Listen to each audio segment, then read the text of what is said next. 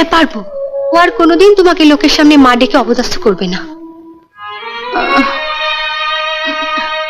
দাঁড়াও, তোমার ঠাকুরপোকে একবার বলে দেখি। আপদটাকে তাহলে দিয়েই দিই, কি বলো? হ্যাঁ, তবে এমনি দিও না, ও একটা শর্ত করে নেবে। বলো কি শর্ত? 1, ও আমাকে মা বলে ডাকবে না। 2, আমার ঘরে ও একদম ঢুকবে না।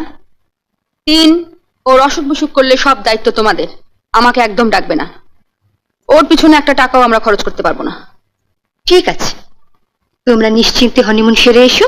ফিরে এসে দেখবে রাহুল তোমাকে একদম ভুলে গেছে। উফ, এটা যদি করতে পারো না দিদি। আসি দিদি। মেজু বৌদি বলে গেল তুমি নাকি রাহুলকে বরাবরের জন্য নিয়ে নিয়েছো। হ্যাঁ, বলতো রাহুল, আমি তোর কে হই? মা, না না না না, বড় মা। না, যা, আমরা তো গেলাম। ছেলেকে পেয়ে তুমি তো আমাকে আর ছোটদাকে ভুলেই যাবে। দূর